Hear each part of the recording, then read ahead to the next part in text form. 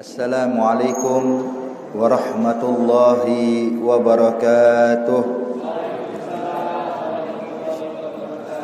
Bismillahirrahmanirrahim. Alhamdulillahi rabbil alamin. Allahumma salli wa sallim ala sayidina Muhammadin wa ala ali sayidina Muhammad. Nawaina ta'allum wa ta'lim, tadhakkar wa tazkir, wa naf'a wal intifa' wal ifada wal istifada wal hatta ala tamassuki bi kitabillah wa sunnati rasulillah wa du'a ilal huda wa dalala alal khair ibtigha wajhillah wa maradatihi wa qurbihi wa thawabihi subhanahu wa ta'ala. Qala al-muallif al-imam an-Nawawi fi kitab al-arba'in Nawawi, nafa'ana Allah bihi wa bi'ulumihi wa bi'ulumi sa'ir salihin fi darain amin.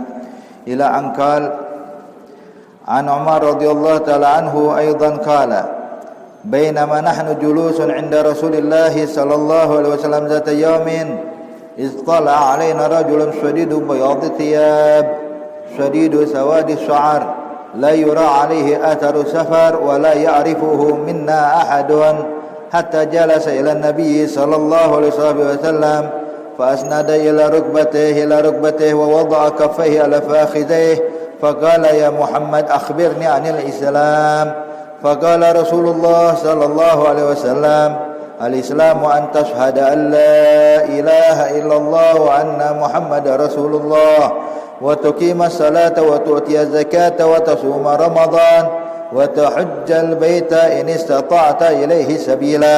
قال صدقت. فعجبنا له يسأله ويصدقه. قال فأخبرني عن الإيمان. قال أن تؤمن بالله وملائكته وكتبه ورسله واليوم الآخر وتؤمن بالقدر خيره وشره. قال صدقت. قال فأخبرني عن الإحسان. قال أن تعبد الله كأنك تراه فإن لم تكن تراه فإنه يراك. قال فأخبرني عن الساعة. قال ما المسؤول عنها بأعلم من السائل.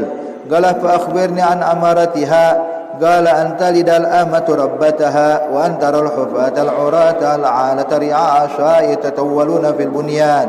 ثم انطلق فلبث ماليا ثم قال يا عمر أتدري من السائل؟ قلت الله ورسوله أعلم. قال فإنه جبريل آتاكم يعلمكم دينكم. رواه مسلم. Alhamdulillah, kita bersyukur kehadirat Allah Subhanahu wa taala yang kembali memperkenankan kita duduk di rumahnya untuk menghadiri daripada majlis ilmu yang insyaallah mendatangkan keberkahan untuk kita semuanya. Dan kita berharap agar Allah Subhanahu wa taala selalu memandang kita dengan pandangan rahmatnya dan dijadikan di penghujung daripada bulan Zulhijjah dan tahun 1442 Hijriah ini menjadi penutup tahun yang baik dan penutup yang mendatangkan rahmat dan diangkatnya bala, diangkatnya musibah, dijauhkan bencana khususnya bagi negara kita yang kita cintai. Amin ya rabbal alamin. Sampai kita pada hadis kedua yang diriwayatkan oleh Sayyidina Umar ibn al-Khattab radhiyallahu ta'ala anhu wa ardhah. Beliau bercerita bahwasanya ketika kami sedang duduk bersama Rasulullah Zata yaumin, di suatu hari, iztala alaina rajulun, tiba-tiba datang kepada kita seseorang memakai pakaian syadidu bayadhi thiyab, memakai baju yang sangat putih, syadidu sawadi sya'ar, dan rambutnya sangat hitam. Jadi bajunya sangat putih, rambutnya sangat hitam. La yura alaihi atharu safar, tidak terlihat kalau dia ini adalah seorang musafir. Seakan-akan dia adalah penduduk asli kota Madinah atau pribumi Madinah. Kemudian wala ya'rif minna ahadun, dan anehnya kami orang-orang Madinah enggak ada yang kenal siapa dia. Maka di sini hadirin, ini hadis yang bakal kita bacakan adalah hadis yang menjelaskan tentang pondasi agama kita.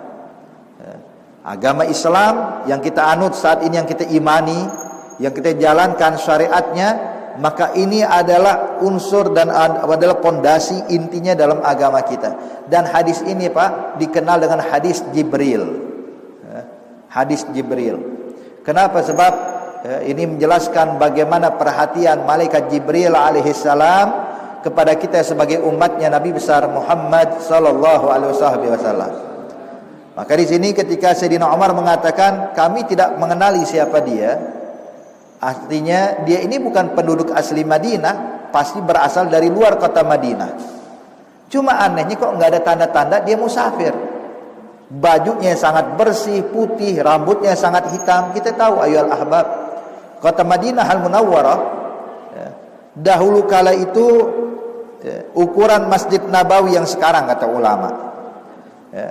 Selebihnya itu hamparan padang pasir. Jadi untuk menuju kota Madinah, seseorang harus melewati dulu padang pasir.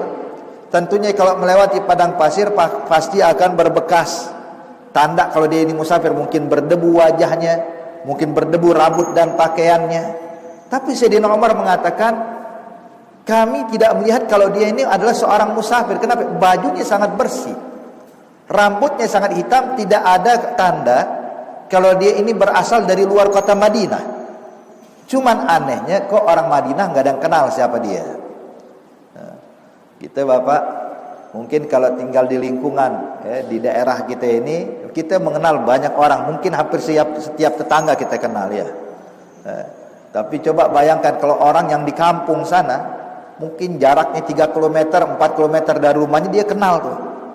Jadi kalau kita pergi ke suatu daerah, masuk ke pelosok, kita tanya mana rumah Fulan bin Fulan, oh rumah Fulan bin Fulan itu masih di sana lagi, kurang lebih 2 km lagi. Tahu saudara sekalian. Kalau seandainya yang jarak jauh saya mengenali, apalagi orang yang sekitarnya.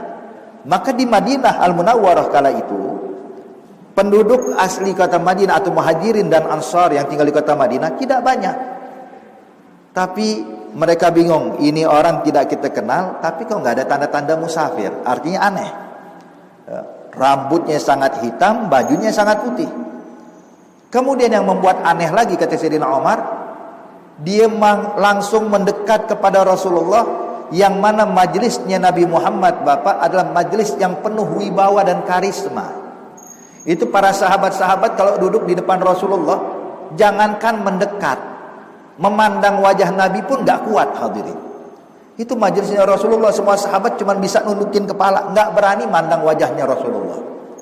Bukan karena wajah Nabi garang ya, bukan. Tapi memang aura karisma Rasulullah ini membuat para sahabat itu kalau mandang Rasulullah itu cuma curi-curi pandang. Tapi anehnya ini orang tahu-tahu memotong kami dari belakang langsung ke depan Rasulullah, hatta jalasa indan Nabi. Sampai dia pun duduk di depan Nabi, di hadapan kita semuanya. Dan lebih dari itu, fa asnada rukbatayhi ila rukbatayhi. Dia tempelkan lututnya ke lututnya Nabi Muhammad. Artinya udah deket banget ya. Kalau biasa kalau orang pengen ngobrol ya mungkin ada jarak sedikit, tapi enggak, ditempelkan lutut ketemu lutut. Fa asnada rukbatayhi ila rukbatayhi wa wada'a kaffayhi ala fakhidayhi, dan dia meletakkan telapak tangannya di atas pahanya. Ada riwayat dia pegang kakinya Rasulullah. Artinya obrolan kalau udah megang kaki kayak begini hadirin, ini obrolan serius berarti.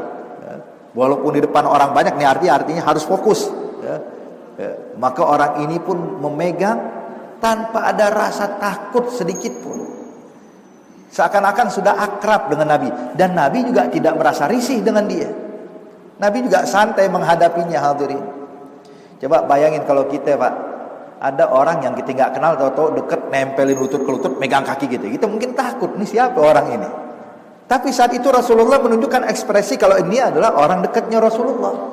Tanpa ada khawatir, tanpa ada bingung, takut, biasa Rasulullah menghadapinya. Maka orang ini pun berkata, dan kami pun para sahabat mendengar, kata Sayyidina Umar, wa qala ya Muhammad, wahai Muhammad. Ini pun juga cara manggilnya hadirin, yang mana kalau sahabat manggil Rasulullah tuh ya Rasulullah, ya Habibullah, ya Nabi Allah. Artinya nggak berani manggil nama. Tapi orang ini dengan santainya ya Muhammad, dengan suara diangkat sehingga kami semua bisa mendengarnya. Akhbirni anil Islam, tolong sebutkan kepadaku apa itu Islam ya Rasulullah. Maka Nabi pun menjawab, kata Rasulullah, al-Islam Islam yang kau tanyakan ini adalah antashhada an la ilaha illallah wa anna Muhammadar Rasulullah. Kau bersaksi tiada Tuhan selain Allah dan Nabi Muhammad utusan Allah. Wa tuqimas shalah, dan kau dirikan salat. Wa tu'tiyaz zakah, dan kau tunaikan zakat. Wa tasuma Ramadan, dan kau berpuasa di bulan Ramadan. Wa tahujjul bait in istata'ta ilaihi sabila, dan pergi haji jikalau engkau mampu.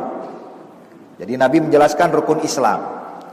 Jadi Islam itu kalau menjalankan 5 hal ini: ucapan 2 kalimat syahadat, mendirikan salat, menunaikan zakat, puasa Ramadan, pergi haji bagi yang mampu.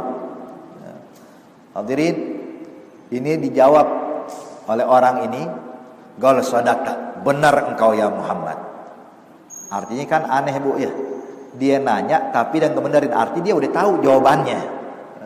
Kayak seorang guru nanya ke murid, bukan karena nanya ke murid guru nggak tahu, guru tahu jawaban, cuman pengen tahu ngetes bisa nggak murid menjawabnya. Artinya pertanyaan yang dilontarkan bukan mengharapkan jawaban, tapi ingin melihat benar atau salah jawabannya. Nah, pertanyaan orang ini pun juga sama. Apa itu Islam? Nabi menjawab 2 kalimat syahadat, mendirikan salat, menunaikan zakat, puasa Ramadan, pergi haji jika mampu. Maka orang yang mengatakan qal sadaq, benar ucapanmu. Sampai Sayyidina Umar pun makin heran. Fa'ajibna lahu yas'aluhu wa yusaddiquh. Terus terang kita semua heran. Ini orang nanya tapi bisa benerin. Benar ucapan ente. Maka di sini hadirin, ini terus terang yang disampaikan oleh orang ini kepada Rasulullah dan jawaban Rasulullah ini memiliki makna yang luar biasa. Dikutip oleh banyak ulama. Bahkan para ulama-ulama ada yang mensarahkan ini hadis Bapak Ibu sekalian menjadi kitab yang tebal seperti ini. Ternyata yang meriwayatkan atau mensarahkan ini hadis bukan satu ulama, banyak ulama. Maka dinamakan kitab mereka Syarah Hadis Jibril namanya. Syarah Hadis Jibril. Ada dari masa ke masa Al-Imam Ibn Hajar, kemudian juga guru kami Al-Habib Zain bin Ibrahim bin Sumayyad, dan banyak lagi para ulama mengarang kitab syarah daripada ini hadis. Sebab ini menjelaskan pondasi agama kita. Rukun Islam disebutkan. Maka dibahas ayol ahbab, ini yang disampaikan oleh Rasulullah tentang rukun Islam adalah yang mana diwajibkan bagi setiap muslimin dan muslimat untuk mengetahui dan memahaminya. Kayak ucapan 2 kalimat syahadat. Apa hukumnya mengucapkan 2 kalimat syahadat? Wajib. Wajib mengucapkan 2 kalimat syahadat. Cuman kapan wajibnya? Dinyatakan oleh sebagian ulama, khususnya daripada kita ini mazhab Syafi'i mengatakan wajib di setiap sholat. Mengucapkan 2 kalimat syahadat. Kita mengucapin di tahiyat akhir asyhadu an la ilaha illallah wa anna Muhammadan Rasulullah. Artinya kita ucapkan 2 kalimat syahadat. Makanya tasyahud itu dikenal juga dengan tasyahud. Tasyahud itu artinya mengucapin syahadah, asyhadu alla ilaha illallah wa asyhadu anna Muhammadar Rasulullah. Juga dikenal dengan tahiyat.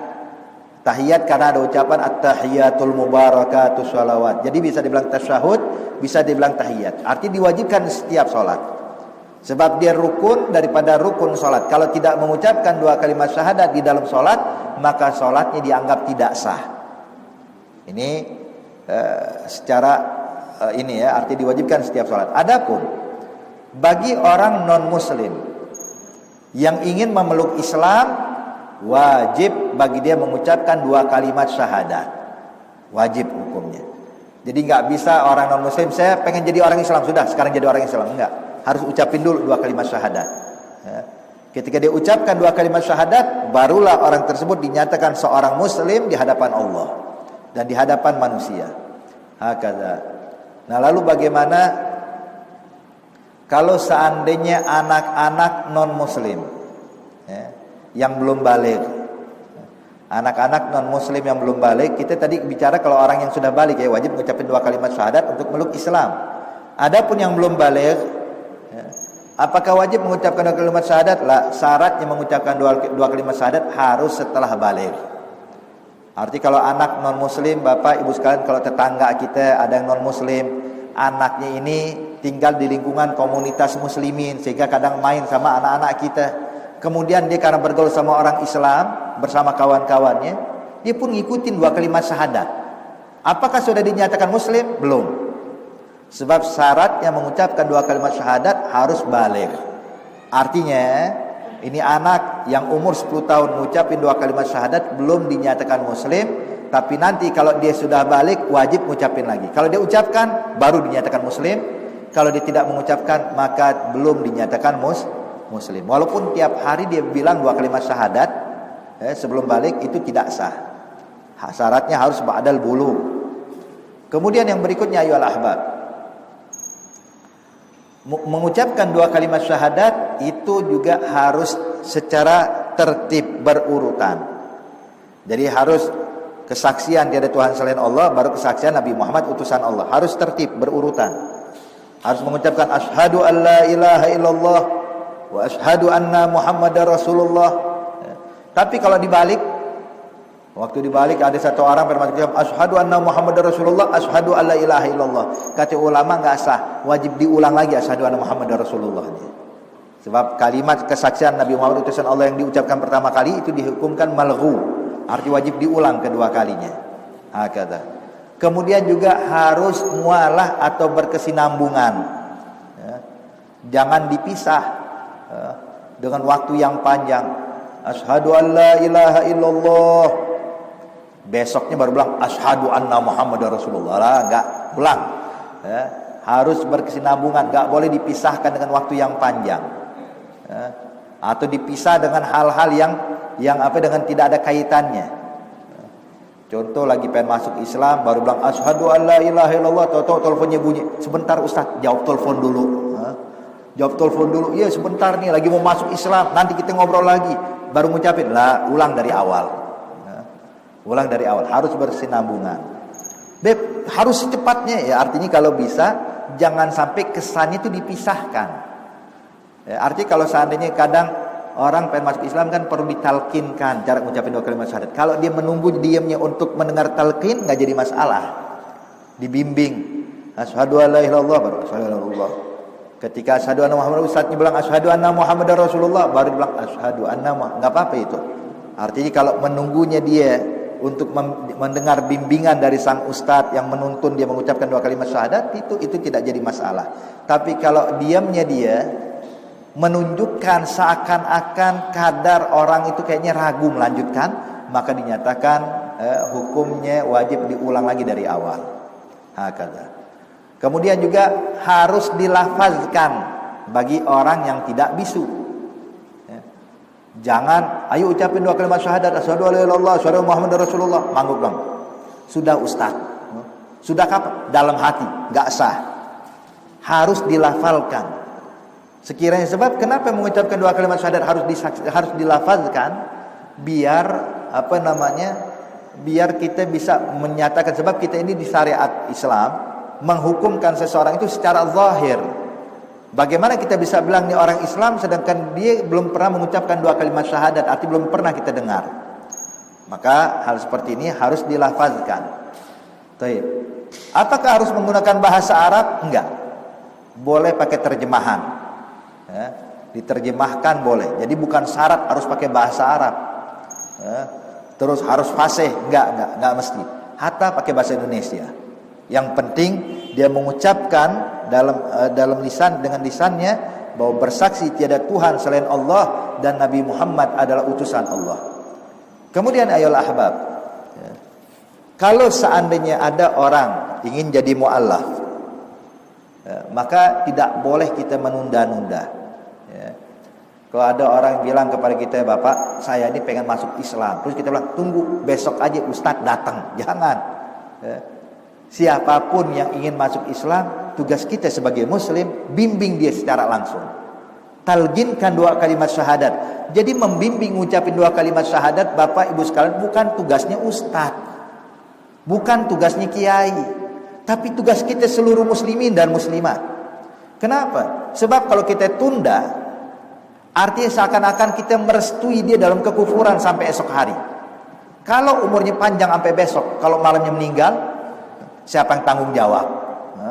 Gara-gara kita nih orang nggak jadi masuk Islam. Makanya di situ kalau ada orang pengen masuk Islam, bimbing aja dulu. Adapun masalah doa gampang. Ente mau masuk Islam, ayo ikutin saya, ucapin 2 kalimat syahadat. Habis selesai gitu, dia besok ente datang lagi kemari, kita ngobrol sama Ustadz, biar ente paham apa itu Islam. Yang penting ucapin dulu 2 kalimat syahadat. Atau mengucapin 2 kalimat syahadat, tunggu sebentar, panggil RT dulu, biar ada surat. Nggak usah, itu gampang. Yang penting ucapin 2 kalimat syahadat, kelar, baru bikin suratnya. Kalau memang kebetulan dia datang ke RT, alhamdulillah, pengen ngucapin 2 kalimat syahadat depan RT, langsung bisa ditulis. Tapi kalau enggak, hadirin, jangan kita tunda apapun alasannya. Bimbing dulu. Ajarkan dia ucapin 2 kalimat syahadat, selesai itu baru kita dudukin dengan para ulama, dengan tokoh-tokoh, bikin komunitas yang baik bersama dia, wahakada.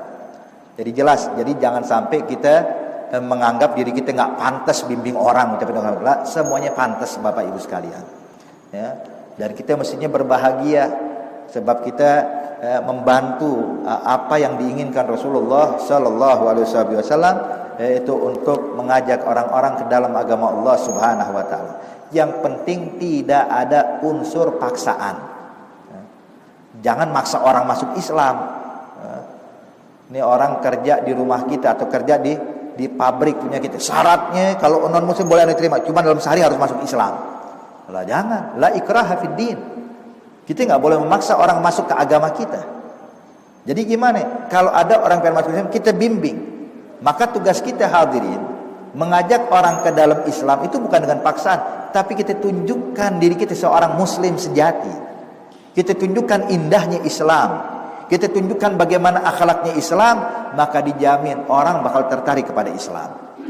Tapi kalau kita nggak bisa menunjukkan indahnya Islam, kita nggak bisa menunjukkan akhlaknya Islam, jangankan orang non Muslim pengen masuk ke dalam Islam, banyak orang yang Islamnya lemah pun sekarang keluar dari Islam. Nauzubillah min dzalik.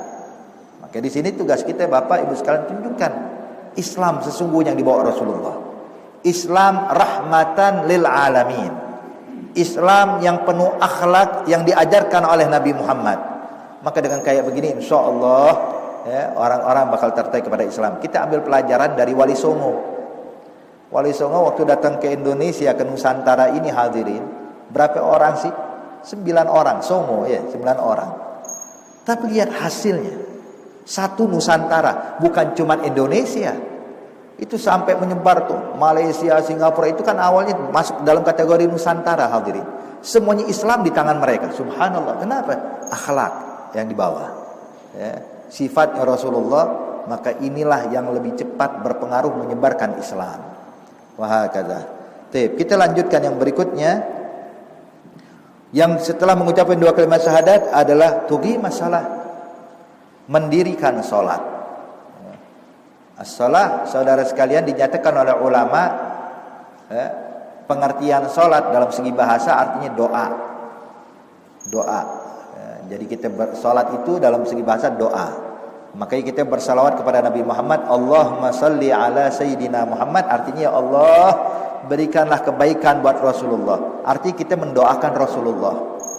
Walaupun sebenarnya Nabi sih nggak butuh doa, yang butuh doa itu kita. Tapi karena kita mendoakan Rasulullah, maka kebaikannya kembali kepada diri kita sendiri. Makanya semakin banyak orang bersalawat, makin banyak keuntungan yang dia dapatkan.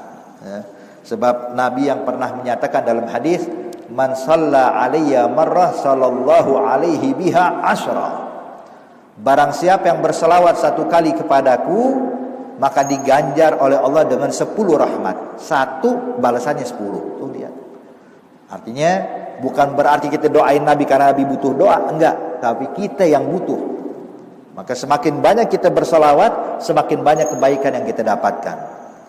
Sedangkan pengertian pandangan syariat, pengertian sholat adalah aqwalun wa af'alun muftatahatun bitakbir muftatahatun bitaslim ghaliban. Pengertian sholat adalah ucapan, adanya ucapan. Wa af'al, adanya perbuatan. Diawali dengan takbir dan diakhiri dengan salam. Jadi ada ucapan, ada perbuatan. Apa yang maksud ucapan di sini? Yang dimaksud dengan ucapan adalah rukun qauli. Sebab rukun sholat itu ada namanya rukun qauli, Pak. Rukun yang harus dilafazkan, harus diucapkan. Seperti apa? Seperti takbiratul ihram. Ini rukun qauli, harus dilafazkan. Allahu Akbar. Nggak cukup orang begitu sholat cuman mulutnya mingkem, tangan ngangkat begini. Lah, sebab takbiratul ihram rukun qauli yang harus dilafazkan. Yang berikutnya suratul Fatihah. Bacaan Al-Fatihah setiap rakaat itu pun juga harus dilafazkan. Gak cukup baca Fatihah cuma di dalam hati. Takbir Allahu Akbar, dia mulutnya. Tahu ruku Allahu Akbar, baca Fatihah, baca kapan? Dalam hati, gak sah. Kenapa? Sebab Al-Fatihah itu rukun yang wajib dilafazkan, bukan rukun yang harus dihadirkan di hati. Namanya rukun qauli, harus dilafazkan. Jadi gimana? Artinya bagi setiap imam dan makmum atau orang sholat sendiri wajib baca Fatihah di setiap rakaatnya sekiranya kuping dia bisa dengar. Jadi nggak mesti kuping sebelah dengar, yang penting kuping dia dengar. Makanya kadang-kadang orang baca Fatihah pelan, kita nggak kedengaran, tapi dia bisa dengar, cukup. Yang penting ada pelafalan, harus dilafazkan sekiranya kuping dia bisa mendengar secara normal. Secara normal. Ini pun juga dalam keadaan normal, Pak. Kalau saya sholat di pabrik, gimana ya, Beb? Mesin pabrik suaranya besar. Kita kalau biasa baca di masjid, Bismillahirrahmanirrahim, Alhamdulillahirabbil alamin. Itu kalau di pabrik nggak bakal kedengaran suara kayak gini. Apakah harus teriak-teriak? Enggak. Tidak harus teriak-teriak. Pokoknya sekiranya kalau dalam keadaan normal, kuping bisa dengar cukup. Jadi normalnya dia baca gimana gitu, ya khalas. Walaupun ada suara mesin besar, jangan pedulikan. Yang penting sekiranya kuping dia bisa dengar kalau saat ini normal, dalam keadaan normal. Jadi adanya akwal, adanya ucapan.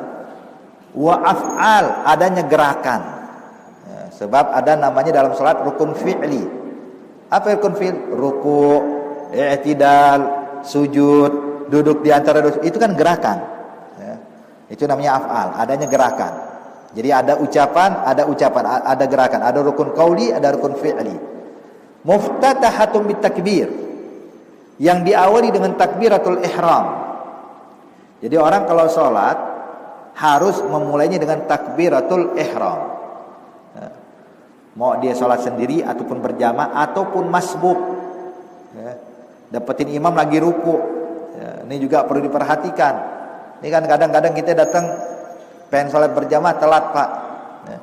Dapetin imam lagi ruku, kita pengen dapetin rokaat dengan imam, kita bisa, yang penting bisa ruku dengan imam kadar tumakninah.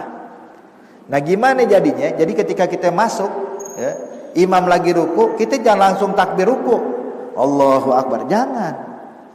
Takbiratul ihram dulu, masuk dulu ke dalam sholat, takbiratul ihram dulu. Jadi pas dapetin imam lagi ruku, kita takbir dulu, Allahu Akbar, baru takbir lagi, Allahu Akbar.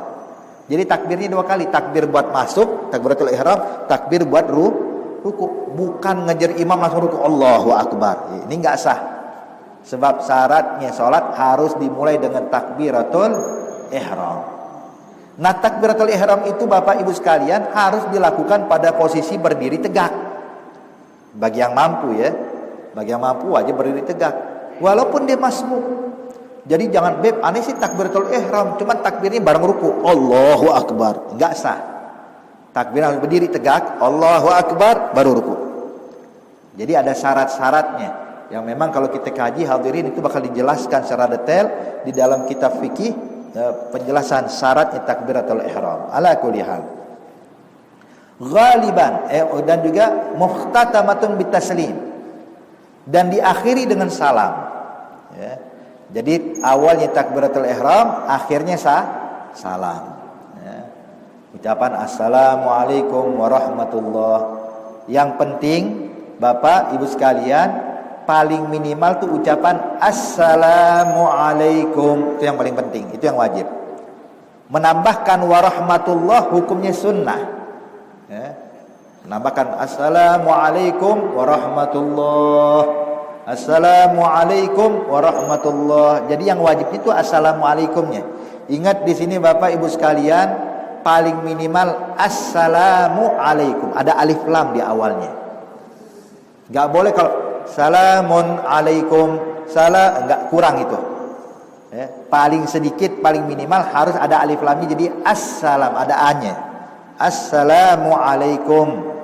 Ya, jadi nggak boleh salamun alaikum, kurang ya. Bapak ibu-ibu sekalian ya. Nah, itu jadi harus assalamualaikum warahmatullah. Jangan nambahin wabarakatuh. Ya. Assalamualaikum warahmatullahi wabarakatuh. Enggak. Wabarakatuh kalau dibaca di dalam sholat makruh, kecuali sholat jenazah.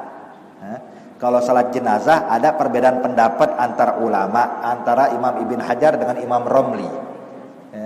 Jadi kalau dalam sholat biasa selain sholat jenazah makruh nambahin wabarakatuh. Jadi cukup assalamualaikum warahmatullah. Assalamualaikum warahmatullah. Tapi kalau sholat jenazah, mungkin bapak atau ibu pernah ngalamin imam giliran salam di sholat jenazah, assalamualaikum warahmatullahi wabarakatuh. Assalamualaikum warahmatullahi wabarakatuh. Dalam sholat jenazah ada perbedaan pendapat ulama. Ada yang mengatakan sunnah, ada yang mengatakan makruh. Makanya bebas. Jadi kalau sholat jenazah imam nambahin wabarakatuh atau nggak nambahin wabarakatuh, kita nggak usah bingung lagi sekarang. Memang ada perbedaan pendapat antar ulama. Cuman dalam selain sholat jenazah hukumnya makruh. Cukup assalamualaikum warahmatullah. Ya, hakada. Taib. Ghaliban biasanya sholat itu secara lumrahnya tadi yang kita bilang ada ucapan, ada perbuatan. Tapi bapak, kadang ada sholat, ada ucapan tapi nggak ada gerakan. Allahu Akbar, sami'allahu liman hamidah, Allah, tapi nggak bergerak. Sholat apa, Beb? Ya sholatnya orang lumpuh. Orang lumpuh wajib sholat nggak?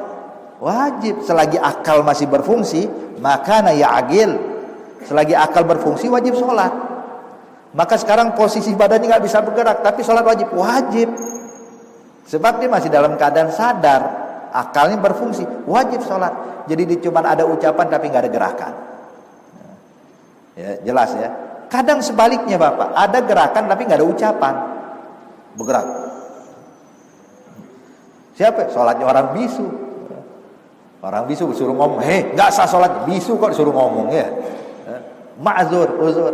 Kadang ada sholat pak, nggak ada gerakan, nggak ada ucapan, sholat tapinya. Siapa itu? Sholatnya orang bisu yang lumpuh. Bisu lumpuh lagi, mau ngomong gimana? Gerak kagak bisa. Tapi selagi akal berfungsi, wajib sholat. Gimana Beb sholatnya? Sholatnya paling nggak dibayangin dalam pikiran dia sekarang lagi baca Fatihah, sekarang lagi ruku, sekarang lagi i'tidal, sekarang lagi sujud, dibayangin tuh sholat. Arti dalam hatinya ngomong nggak bisa, bergerak nggak bisa, ya bayangkan. Hakadha. Tip, kita lanjutkan. Yang berikutnya adalah tu'tiyaz zakah, menunaikan zakat. Nah, ini zakat terbagi menjadi dua. Ada zakatul mal, ada zakatul badan. Ya. Ada zakat harta, ada zakat badan. Ya. Kalau zakat badan itu dikenal dengan zakatul fitrah. Sebab kita mensucikan diri kita daripada dosa, maka dikenal fitrah, kesucian. Mensucikan apa? Mensucikan diri kita dari dosa. Jadi yang dibersihin bukan harta kita, tapi yang dibersihkan badan kita. Maka dikenal dengan zakatul fitrah. Zakat kesucian, mensucikan diri kita daripada kesalahan dan dosa. Hakadha. Dikenal dengan zakatul badan. Adapun yang kedua zakatul mal. Zakat mal ini ada 6. Ini kita bakal sebutkan secara gamblang gitu aja, artinya nggak bakal kita detailkan sebab bakal menghabiskan waktu ya. Zakatul mal, zakat harta itu Bapak Ibu sekalian ada 6. Ada 6 macam. Yang pertama an-na'amu, hewan ternak. Hewan ternak yang wajib dizakatkan cuma 3 jenis hewan, yaitu kambing, sapi, dan onta. Orang yang beternak kambing, beternak sapi, beternak onta, maka wajib zakat kalau mencapai nisab. Kalau mencapai nisabnya. Nisabnya itu jelas berbeda-beda. Dijelaskan oleh ulama, oleh fuqaha. Seperti kambing itu kalau punya 40 ekor kambing, punya 121 ekor kambing, punya 201 ekor kambing, 400, itu nisab. Kalau sapi itu kalau punya 30 ekor sapi baru wajib zakat, kalau punya 40 juga wajib zakat. Berbeda lagi itu nisabnya. Kalau onta dihitung dari 5 ekor onta udah wajib zakat. Punya 5, punya 10, punya 15, punya 25, punya 20, punya 25, punya 36, punya 46, punya 61, punya ini semua nisab dalam onta. Artinya di situ yang diwajibkan zakat. Habib, kalau ada orang peternak kambing, cuman dia dagangin juga. Sebab biasa kalau kita nggak mungkin beternak kambing terus kita nggak dagangkan ya. Di zaman sekarang ini peternak kambing untuk didagangkan. Kenanya zakat apa nih? Zakat perdagangan atau zakat ternak?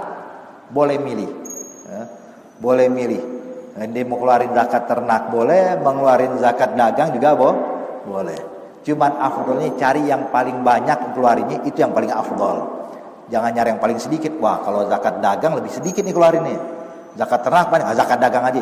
Ya boleh. Cuman sebaiknya cari yang paling banyak mengeluarkan biar makin banyak pahala dari Allah. Jadi ini zakat ternak. Yang berikutnya emas dan perak. Emas dan perak yang wajib dizakatkan hadirin selagi bukan perhiasan yang halal dipakai. Kalau perhiasan yang halal dipakai walaupun terbuat dari emas tidak wajib zakat. Seperti apa? Seperti perhiasan yang dikenakan oleh ibu-ibu. Kalung emas, cincin emas yang dipakai, anting emas, gelang emas, ini tidak kena zakat. Tapi walaupun banyak, ini sebab nih ibu saking kayanya Pak, itu ada make gelang emas, anting emas, kalung emas tuh beda-beda, setiap hari beda. Hari Senin gelang emasnya yang gambarnya kayak begini, cincin corak begini, kalung begini. Ntar besok Selasa ganti lagi. Masya Allah. Ini nggak tahu nih, ini mungkin pedagang emas atau apa ya. Artinya dia Masya Allah tiap hari ganti-ganti, nggak jadi masalah. Tidak wajib zakat yang kayak begini. Kenapa? Halal dipakai. Yang penting tidak dipakai secara langsung semuanya. Sebab kalau dipakai, ini gelangnya ada banyak. Udah deh, ini kalau acara kawinan saya pakai gelang dari ujung sini sampai ujung sini, gelang semuanya. Artinya udah Masya Allah ya, jalannya dibungkuk bukan karena tua, karena keberatan kalung. Artinya pakai sebanyak-banyaknya emas. Ini yang kayak begini udah hukumnya haram. Kenapa haram? Sebab memakainya secara berlebihan ini kena zakat. Tapi kalau dia nggak pakai secara langsung berlebihan, cuman gonta-ganti doang. Kadang bulan ini bosan pakai ini, bulan depan pakai yang ini. Maka itu tidak kena zakat sebab masih dinamakan huliyin mubah, perhiasan yang halal dipakai. Tapi kalau ada emas bentuknya perhiasan cuman nggak pernah dipakai sebagai inventaris, simpan aja. Ini jangan dipakai ya. Ini kita simpan sebab kita untuk buat jaga-jaga, kalau kita butuh bisa kita jual. Jadi kadang-kadang kan orang daripada nyimpan uang rupiah, lebih baik dia bilang beliin emas sebab harga emas mungkin naik. Jadi disimpan sama dia, disimpan emas. Berupa perhiasan Pak, kalung, gelang. Istrinya mau pakai, bang pinjam ya kalungnya ya, buat hadir kondangan nih, minjem gelang. Jangan, ntar hilang, pokoknya nggak boleh dipakai ini. Maka yang kayak begini, walaupun bentuknya perhiasan dan mencapai nisab, maka wajib dikeluarkan zakatnya. Kenapa? Sebab tidak pernah dikenakan atau tidak pernah digunakan, kena zakat. Berapa nisabnya? Nisabnya kurang lebih 83 atau 80 gram emas. Kalau tidak salah ya.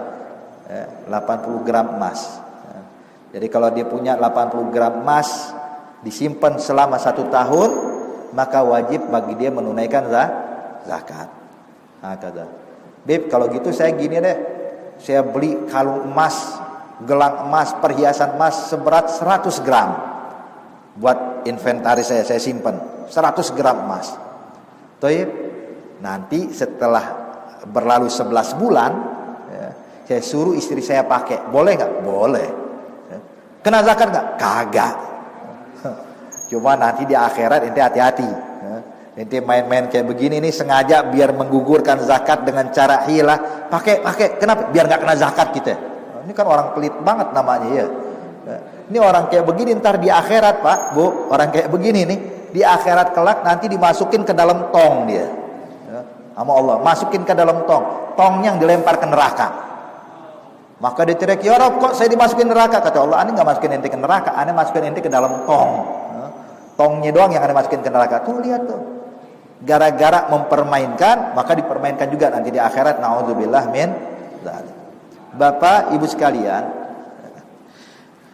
terus terang kita sering dengar ya, kalau yang namanya sedekah itu, orang yang sering sedekah tuh nggak takut, nggak bakal miskin. Ya, kita yakin itu. Jadi intinya orang yang sering sedekah dijamin nggak bakal miskin, yang ada makin banyak hartanya. Pertanyaan saya, sedekah itu perkara wajib apa sunnah? Sunnah. Kalau yang sunnah saja menjamin kita nggak bakal jadi miskin, apalagi yang wajib, yaitu zakat, hadirin. Jadi kalau yang sunnah aja kalau kita amalkan dampaknya baik bagi kita, apalagi yang wajib kita tunaikan lebih dari yang sunnah. Makanya kalau orang sedekah nggak bakal miskin, orang zakat lebih lagi nggak bakal jatuh miskin. Yang ada orang kalau berzakat, Bapak Ibu sekalian, hartanya bakal dijaga sama Allah, dilindungi sama Allah Subhanahu wa taala. Sebab Nabi yang menyatakan dalam hadis, kata Rasulullah, "Hasinu amwalakum bizakah wa dawu mardakum bisadaqah." Kata Nabi, jagalah harta kalian dengan menunaikan zakatnya, dan sembuhkanlah yang sakit di antara kalian dengan menunaikan sedekah. Jadi kalau kita tunaikan zakat, itu dijamin Bapak Ibu sekalian, harta kita bakal dijaga, rezeki bakal langgeng, nggak bakal dicabut sama Allah. Nah, tapi kalau ada orang nggak mau ngeluarin zakat, ya ini harta nggak bakal berkah dan nggak bakal langgeng di tangan dia. Nah, dahulu pernah ada satu orang di Hadramut, saudagar, hadirin. Hadramut ini kota terpencil, artinya di tengah padang pasir, jauh dari berbagai macam tempat, sehingga itu para pedagang-pedagang yang di Hadramut itu, para saudagar itu, mereka mendatangkan barang dagangan itu dari luar negeri. Kala itu Hadramut, Yaman, belum ada hubungan ke Indonesia. Hubungan mereka itu ke India. Jadi akhirnya ada satu orang saudagar, dia keluarkan modalnya semuanya untuk beli barang di India, satu kapal. Beli barang dagangan bukan satu kontainer, Pak, satu kapal barang dagangan milik dia. Kenapa? Sebab dia ini distributor, pemasok, pemasok kepada pemasok barang untuk dijual kepada para distributor, kepada para pedagang. Jadi dibeli, tentunya modalnya besar, sebab kalau dia beli sedikit-sedikit rugi. Datengin dari India itu modal ongkosnya berapa? Maka dikeluarkan modal semuanya untuk mendatangkan barang dagangan yang untuk dijual. Ditulis kebutuhan dia apa aja, uang diberikan, ditugaskan wakilnya berangkat beli barang dagangan di India. Ketika tanggal yang telah ditentukan, kapal bakal membawa barangnya tanggal sekian, sudah semua pedagang, distributor yang ada itu udah nunggu barang datang. Nggak tahu dapat kabar kapal yang berangkat di hari itu karam di tengah laut, tenggelam di tengah laut. Otomatis kan rugi besar. Maka para pedagang satu dengan yang lainnya mampir ke rumah saudagar ini, ngucapin bela sungkawa, biar sabar, insya Allah Allah bakal ganti rezeki. Dia bingung, kenapa kalian ucapan itu kepada saya? Dia bilang, sebab kapal yang berangkat tanggal sekian, itu karam di tengah laut. Jadi otomatis barang dagangan ente ludes semuanya. Maka saudagar ini dengan yakinnya bilang, enggak, tenang, barang saya bakal sampai ke sini. Kapal boleh karam, kapal boleh tenggelam di tengah laut, tapi harta saya enggak bakal tenggelam, harus nyampe kemari. Sampai orang-orang bingung, ya fulan, ente jangan berpikiran kayak gitu. Artinya udah sabar aja, sabar. Dia bilang, enggak, ane yakin barang ane bakal nyampe. Ente mau kabarin kapal tenggelam atau enggak, saya yakin barang saya bakal sampai. Ditanya, kok ente bisa yakin? Ya sebab sebelum saya keluarkan modal saya udah keluarin zakatnya. Jadi saya yakin barang tersebut bakal datang kepada saya. Kenapa? Saya udah ngeluarin zakat. Sampai orang-orang heran keluar dari rumahnya sambil bilang, kesian ya, jangan-jangan udah stres nih orang. Kapal tenggelam mana mungkin barang nyampe kemari. Gak lama datang surat, Pak. Datang surat dari India, permohonan maaf dari wakilnya dia. Bilang, tua mohon maaf ada keterlambatan. Barang yang mesti saya kirim tanggal sekian mesti ditunda seminggu lagi. Jadi barang ini insya Allah minggu depan baru kita kirim. Berarti yang tenggelam bawa barang dia enggak? Kagak, hadirin. Coba lihat. Maka ini jaminan dari Rasulullah. Berapa banyak orang Islam saat ini enggak ngeluarin zakat dengan alasan saya enggak tahu, saya enggak wajib. Makanya kalau kita belajar Bapak, kita bakal termasuk banyak orang yang wajib menunaikan zakat. Dan kalau kita sudah tunaikan zakat dengan semestinya, dijamin gak bakal kita dapetin fakir miskin di pinggir jalan. Cuman masalahnya kok fakir miskin melonjak ya. Ini juga kadang-kadang kita bingung Pak. Mestinya kita nih sebagai panitia zakat di masjid, mestinya nih seneng kalau seandainya orang miskin berkurang. Kalau kemarin mustahiknya, tahun kemarin mustahik ada 100 orang, sekarang mustahik jadi 80 orang. Alhamdulillah, 20 orang jadi orang kaya sekarang. 20 orang jadi muzaki. Senang mestinya. Ini kagak. Ya, dapat kabar tahun kemarin 100 orang beb. Sekarang alhamdulillah ada 150 orang mustahik. Bilang la haula wala quwwata illa billah. Kok senang ngelihat orang miskin? Ya, maka ini kebalik ya. Artinya tujuan zakat adalah menghilangkan kemiskinan. Ya, makanya insyaallah ini zakat emas dan perak. Adapun yang ketiga hadirin adalah zakat perkebunan. Zakat perkebunan ini juga yang wajib dizakatkan cuman kebun kurma dan kebun anggur. Jadi kalau orang punya perkebunan durian, punya perkebunan apalagi jeruk dan lain-lainnya, ini ada zakatnya. Tidak dikenakan zakat perkebunan. Tidak dikenakan zakat perkebunan. Tapi kalau didagangin ya kena zakat perdagangan. Kalau tidak kalau dia tidak kena zakat perkebunan, cuma kalau didagangkan kenanya zakat perdagangan. Tapi kalau kurma dan anggur, kalaupun nggak didagangkan, kenanya zakat perkebunan. Punya sawah padi, ya. Ini kan makanan pokok. Jadi kalau kebun itu kebun kurma, kebun anggur. Kemudian juga makanan pokok, biji-bijian yang jadi makanan pokok seperti padi dan lain-lainnya. Ini pun juga hadirin kena zakat perkebunan larinya. Tapi kalau didagangkan juga dua pilihan kayak tadi. Dia mengeluarin zakat perdagangan boleh, mengeluarin zakat perkebunan juga boleh. Cuman afdalnya cari yang paling banyak yang mana itu lebih afdal. Itu yang paling afdal. Hakadha. Taib. Kemudian yang berikutnya ada zakat perdagangan. Apapun yang didagangkan, mau dagang properti, mau dagang kendaraan, mau dagang pakaian, mau dagang makanan, mau dagang apapun, maka itu pun juga ada zakatnya, zakat perdagangan. Kemudian yang berikutnya harta karun, yang terakhir adalah barang tambang. Nanti ini kesimpulan secara gamblang yang kita sampaikan ya. Taib, kita lanjutkan sedikit lagi. Kemudian tasumu Ramadan, puasa Ramadan, dan pergi haji bagi yang mampu. Ya, insyaallah ini kita bahas tentang rukun Islam. Ya, insyaallah di pertemuan berikutnya kita bakal lanjutkan tentang rukun iman dan ihsan hingga tuntas hadis ini. Wallahu taala a'lam bisawab. Al-Fatihah bil qabul wa tamam kulli sul ma'mul yaghfir walidina walidikum amwatina amwatikum amwatil muslimin ajmain ala hadhihi niyyah kullu niyatin salihah wa ila hadratin nabi Muhammadin sallallahu alaihi wasallam. Al-Fatihah.